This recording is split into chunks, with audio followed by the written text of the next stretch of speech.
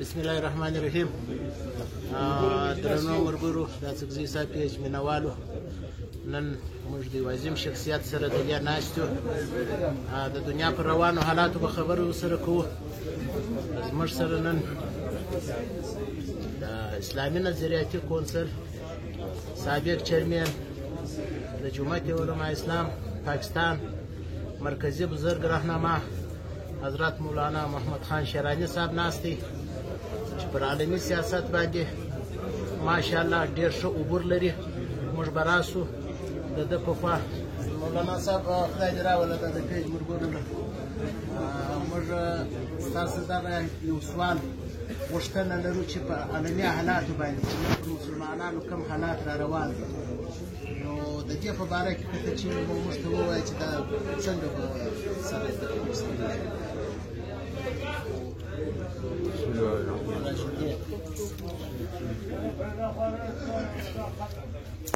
په دنیا کې بنیادی تبدیلی یو د سیاست راغلی ده او یو د طاقت راغلی. یعنی اول دنیا دوه محوره دنیا وه. مثلا یو طرف ته سوویت یونین او بل طرف ته به مغرب یا نو په ځینو ممالکو کې به داسې وو چې امریکا به براه راست د حکومت پشتپناهي کوله او د اپوزیشن پر شا باندې به سوویت یونین ناست، نو چې به مظاهرې او احتجاجونه وشو نو بیا داسې وو چې لږ به هغه حکومت له خپله موقفه یا د مغرب له قربته دا یو قدم شاته ولاړ او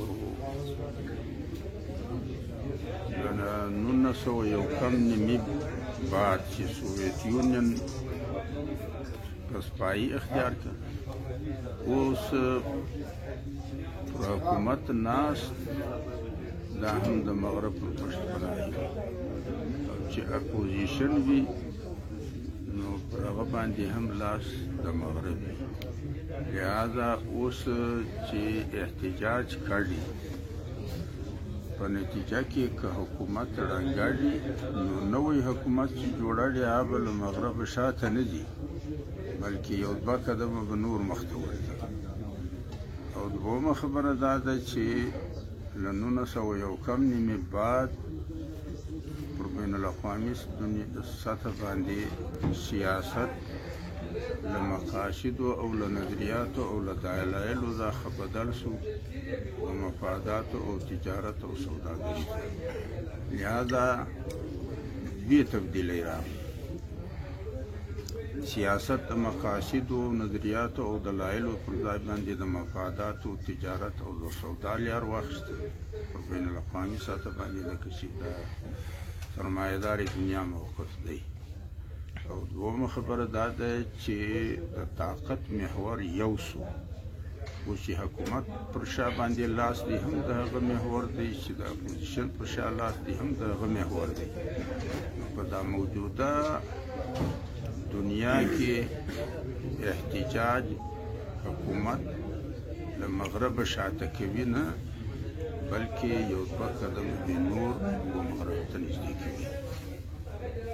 دویمه خبره چې دا کم په دنیا کې جنگ روان دی هغه اصل وجه دا ده چې امریکا داسې سوچ لري چې د دنیا موجوده نقشې چې دي دا د هغو قومو په ګټه دي چې په 19مه پېړۍ کې پر دغو خطو باندې د مغربي اقوامو حاکمیت. نن امریکا د ګردې دنیا د حاکمیت استحقاق ځان ته ثابتول غواړي. لہذا د امریکې خواهش دا دی چې د دنیا نوې نقشې داسې مرتبې شي چې زما د خواهش او د مفاداتو پر بنیاد باندې د سوویت یونین یعنی له 1991 دا اخیستې تقریبا د سوویت یونین د انتشار ښکار شو د مغربي دنیا له طرفه دا په سیاسي منظرنامه کې یو 3-4 خبرې بیخي په وضاحت سره راغلي. یوه خبره دا راغله چې د سوویت یونین او د مارکسیزم له شاتګه بعد اوس موږ اصل مد مقابل او دشمن اسلام او امت مسلمه دی او مغربي دنیا چې څوري هم سنجونکي دي د هغو پر دا باندې اتفاق و چې 3 عالمي جنګونه تر سوي دي. د باغ ګرم چې له 1914 تر 18 پورې یو، له 1941 تر 15 پورې بل و او دغه دوی ګرم جنګونه ویل ولې چې د جرمن او د انګریز فوجونه په میدان کې وسره. دریم سوړ جنګ هغه له 1951 څخه بیا تر 1901 یعنې 40 کاله دا سوړ جنګ و. سوړ جنګ معنی دا دی چې ډبره مخته وله لاس شاته نسه بد پر یوه خوا کا مخ پر بله خوا ګرځوه. نو دا د نیټو له تشکیله څخه چې په 1951 کې وشو. بیا د سوویت یونین له پسپایۍ پورې چې په 1991 کې دوی پسپایي اختیار کړه. نو دوی وایي چې دا 4م عالمي جنګ د دغه په باره کې د مغربي سنجونکو خلکو پر دا خو اتفاق و چې دا 4م عالمي جنګ به له اسلام سره وي او له امت مسلمه سره به وي او په اسلامي ممالکو کې به وي. پر دا د ټولو مغربي لیکوالانو او سنجونکو اتفاق و او دی. البته په عنوان او نامه کې د دوی په مابین کې اختلاف و. د ځینو په نظر کې و دغه جنګ ته دوی عنوان ورکاوه د تعذیبو د جنګ او د 9/11 له حادثې بعد چې د امریکې د صدر اولنی رد عمل و نو په هغه کې د دوی وینا دا وه چې د تعذیبو جنګ شروع شو. ځینو دغه عنوان او نوم ورکاوه د دهشتګردۍ سره جنګ، خو لیکن دهشتګردي په اسلام کې ده، په امت مسلمات کې ده او په اسلامي ممالکو کې ده. لہذا چې څو وخت دغه رد عمل د امریکې صدر ښکاره کړ، له هغه بعد و دوی ته یو فکر لاحق شو چې که و دغه جنګ ته موږ د تعذیبو د جنګ عنوان او نوم ورکوو، په دا کې به مشکل دا پیدا شي چې داسې نه وي چې امت مسلمه د اسلامي تهذیب د دفاع لپاره وحدت په مابین کې پیدا کړي.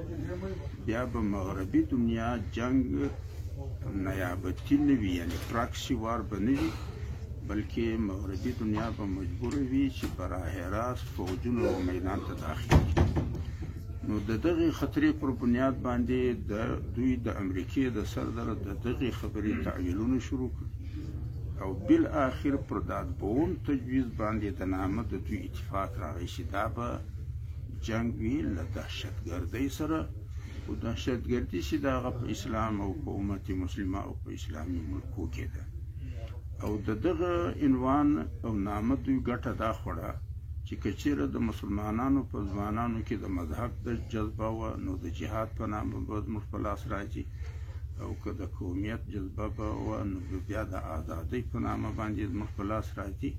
لہذا جنګ به لمبه کوو هم موږ، او بیا چې زموږ تر لاس لاندې کوم حکومتونه دي یا ملکونه دي په هغه بې سړوو، خو لیکن لمبه کول به زورور وي، سړول به کمزوری وي. هغه د پښتو متل دی چې پلانۍ ښځه اور په خوله بلوي او په شونډو یې والي. نو چې په خوله یې بلوي هغه لمبه خو به زیاته وي، د شونډو د مرګ کمزوري وي. نو یو خو دا دی چې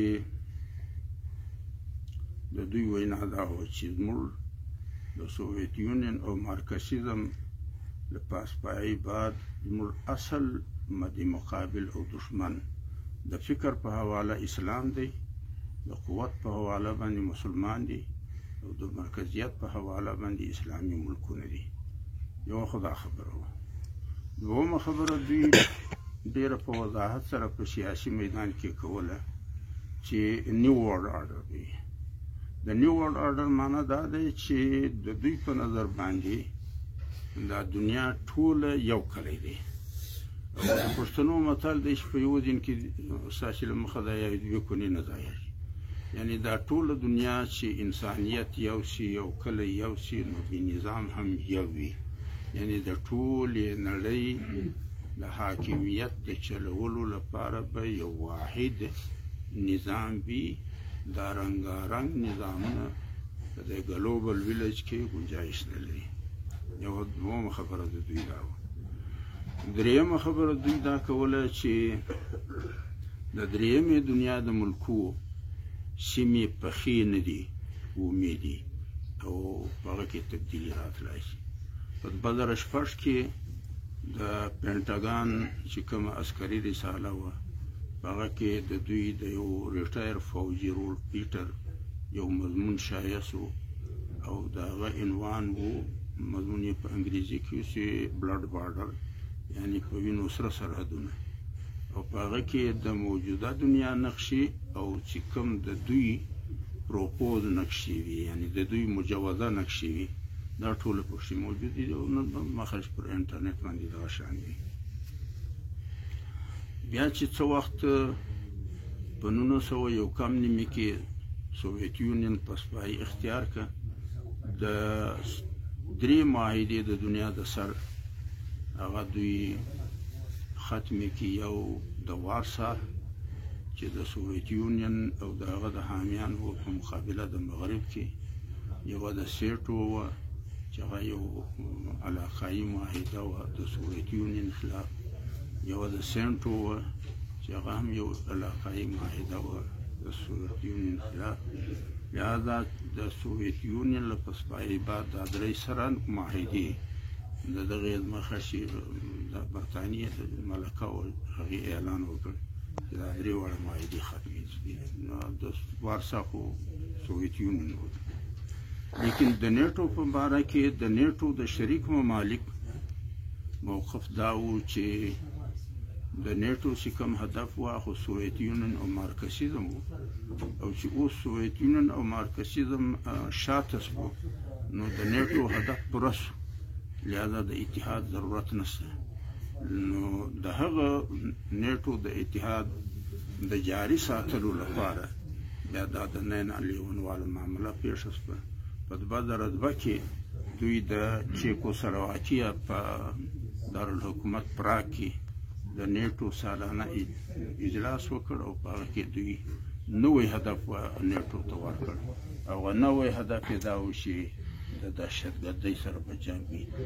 دلته چې خلک حلالول او بیا به یې سرونه پر سینو باندې ورشو، د ټولو دوی ویډیو جوړولې او هلته یې وړي. ولې چې مغربي دنیا 3 مشکله په خپل کور کې پیدا شوي. یو مشکل دا و چې نر و ښځې مسلمانېده ډېر، یو خو دا مشکل و دوی ته.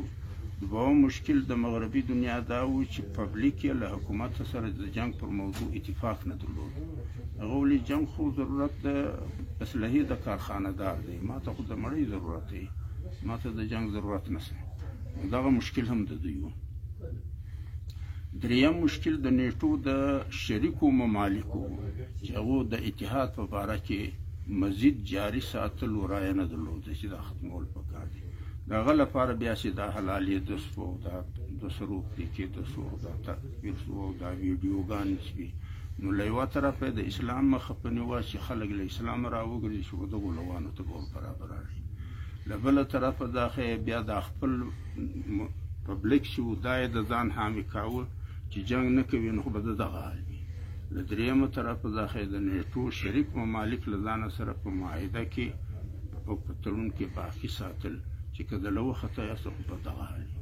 لهذا یو دا و چې اسلام او امت مسلمه دا زموږ مدعي مقابل دي. دویم دا چې نیو ورلډ آرډر وي. دریم دا چې دنیا ګلوبل ویلج ده.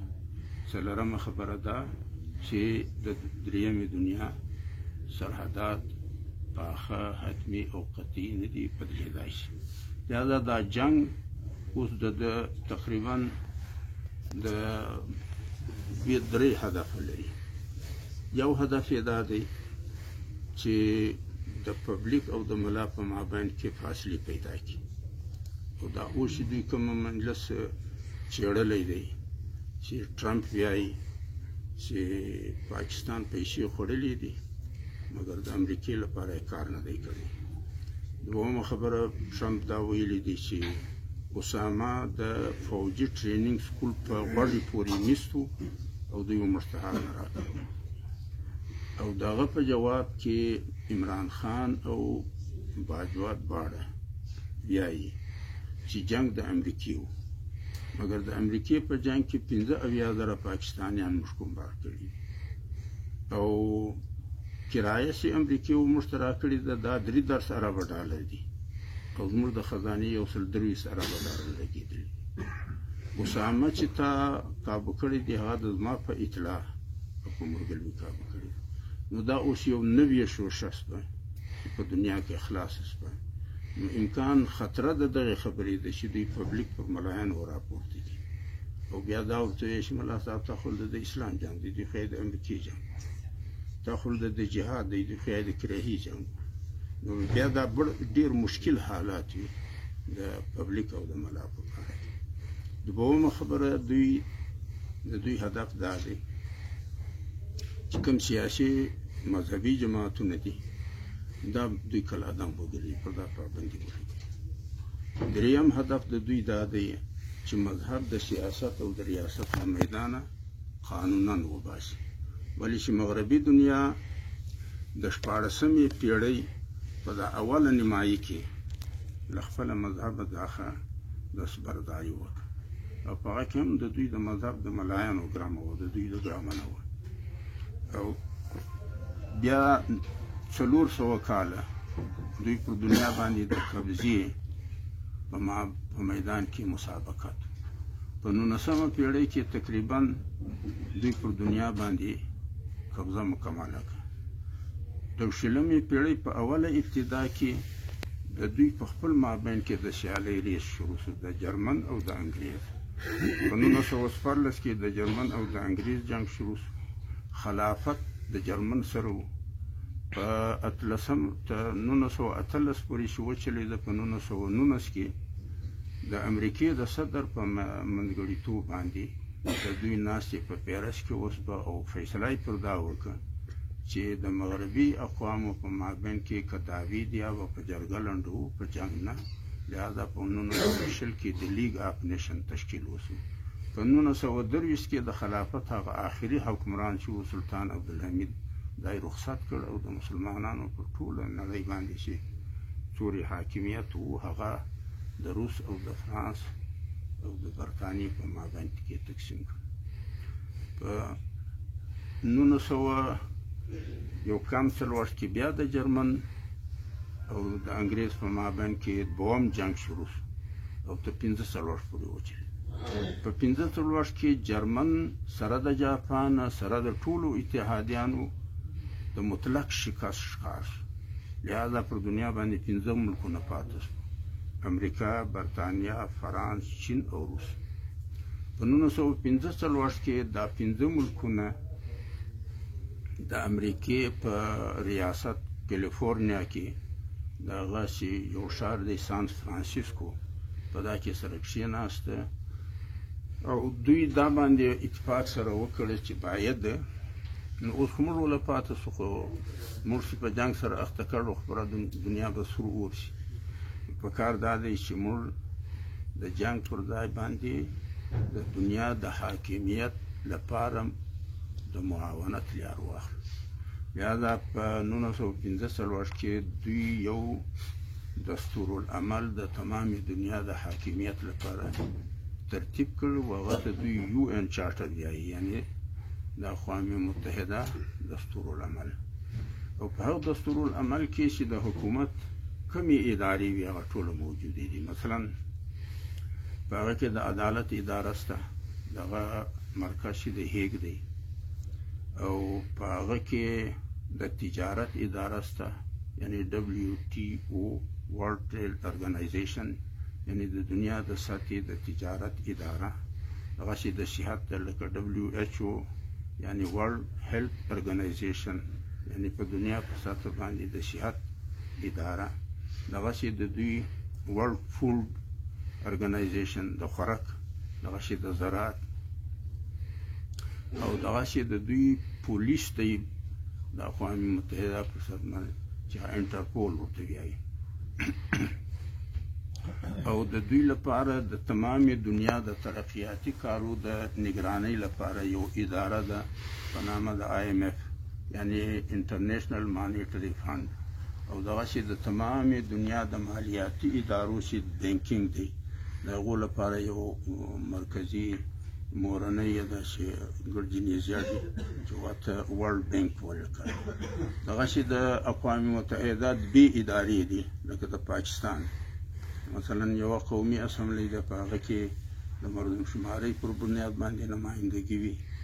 د دوی د اقوام متحده هم جنرال اسمبلی ده. په جنرال اسمبلی کې د تمامې دنیا د انتظامی یونټو نمایندګي وي چې له هره یونټه د 15 کسان په جنرال اسمبلی کې نمایندګي لري.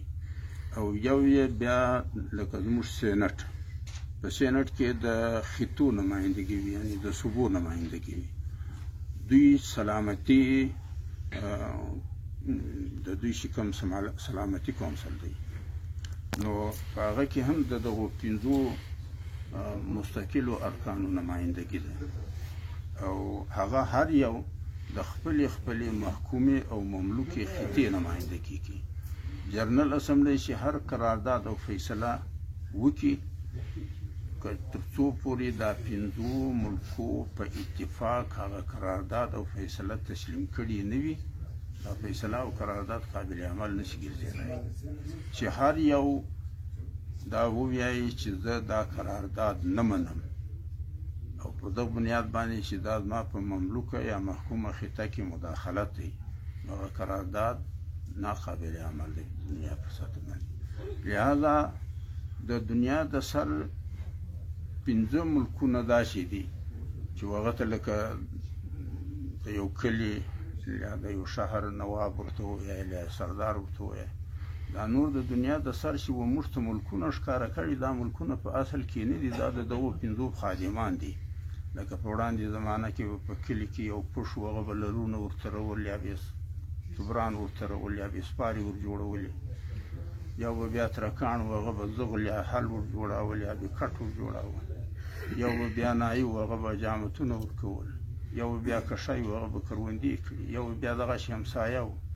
نو دا 5 ملکونه چې دي دا په اصل کې د دنیا سرداران او نوابان دي، او دا نور ټوله د دوی خادمان دي، لکه دا وړاندې چې په کلي کې وو.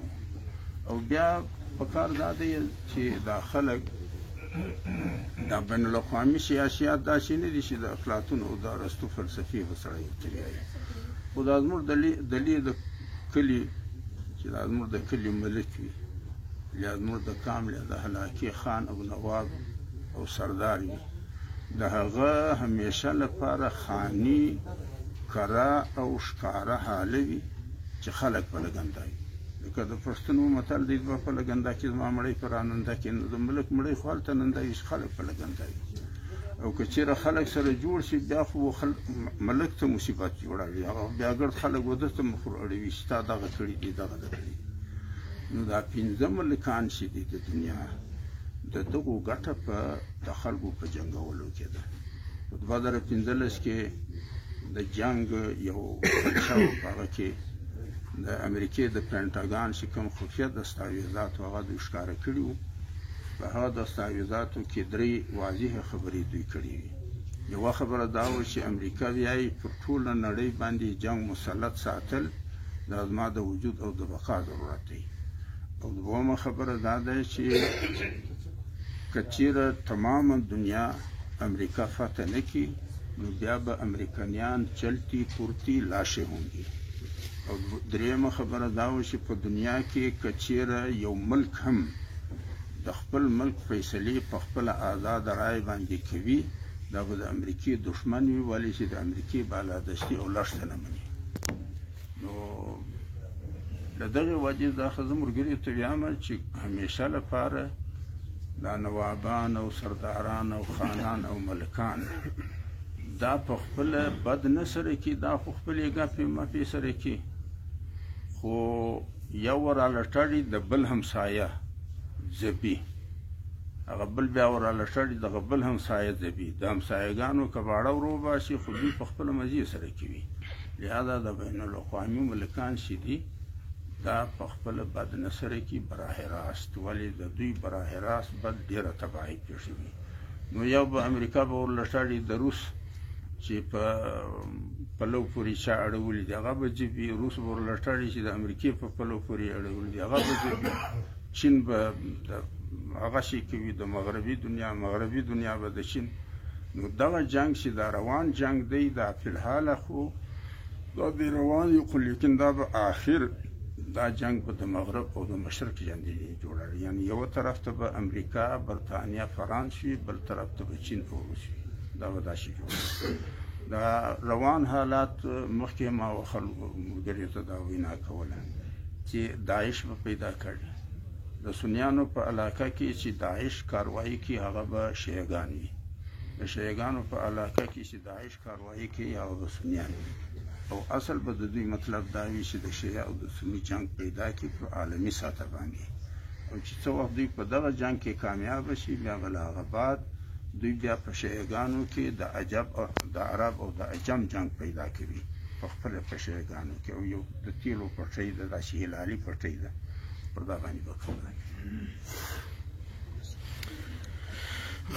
مولانا صاحب که چیرې دلته د بلوچستان د ګټو په باره کې به موږ ته ووایي چې سی پیک چې یو لو منصوبه شروع ده ډېر خلک داسې تحفظات کاروي چې هغه ګټه یې زیاتره پنجاب له تللې ده نو په دا باره کې که ته چیرې موږ ته څه ووایې ګمان دا دی په 2012 کې ما د بلوچستان د قومي او اسمبلۍ ممبران او د سینټ راوبلل مړی مې ورله وکړ ما ورته وویل چې د سی پیک منصوبه کې د بلوچستان برخه نه ده پاتې سوې دا بدله شوه اوس یې لیاسر دی که د دغه مجلس پر سر خیاده یاسته کېدای شي چې یو څه تدارکې وشي او که وخت ووت بیا به دا ستاسې تر وستره شي هغه وخت دوی چا غوږ نه ورته نیوه بیا له هغه بعد چې دا دوی راغله په روب کې افتتاح وکړه نواز شریف او دا لیډران ورسره وو هغه وخت ما ملګري ته ویل چې دا والله عالم چې دا زموږ لیډران سادهګان توغري دي او که خامخا سترګې پټوي دا خو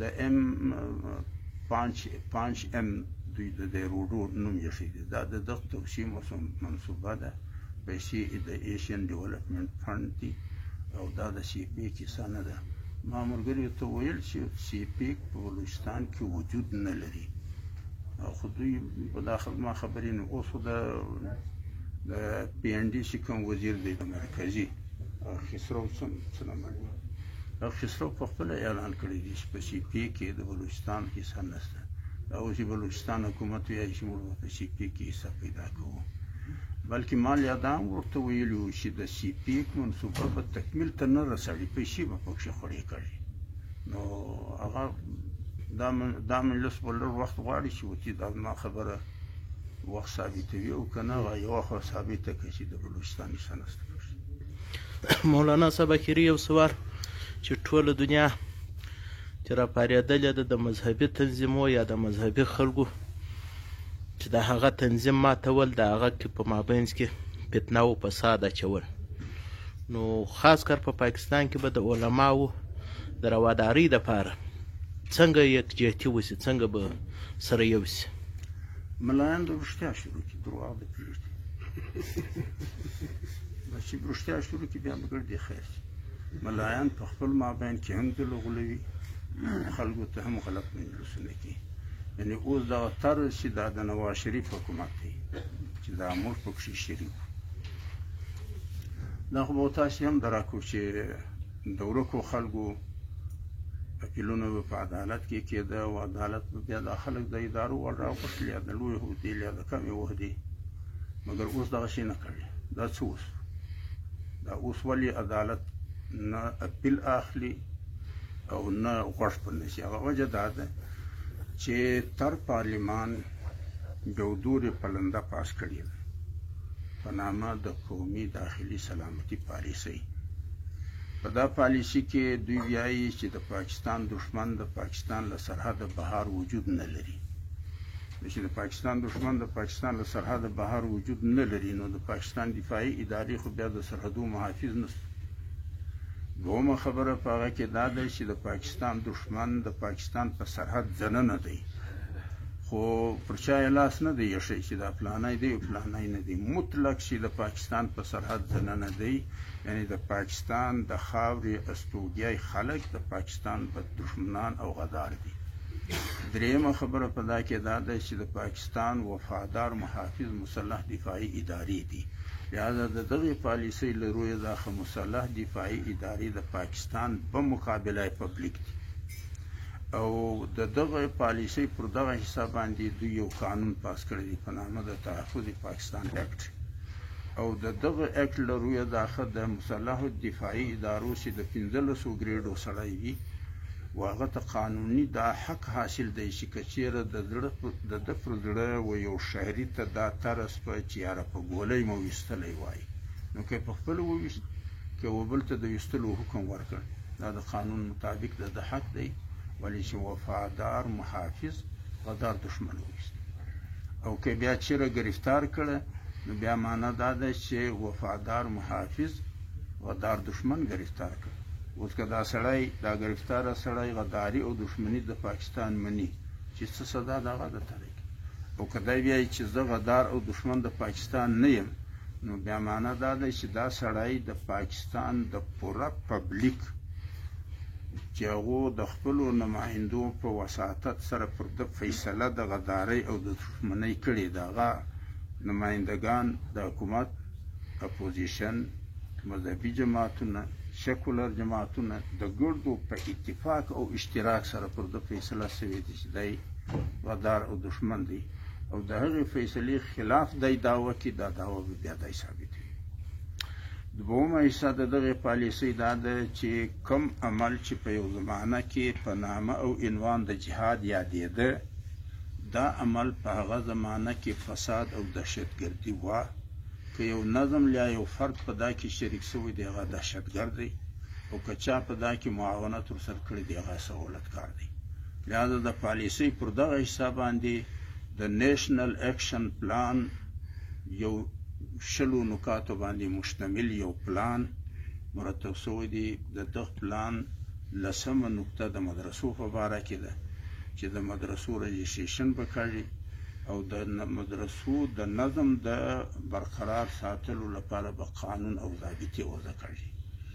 او د دغه نیشنل اکشن پلان د عملي کولو لپاره یو اداره دوی تشکیل کړې ده په نامه د نیکټا، یعنی نیشنل کاونټر تیرریزم.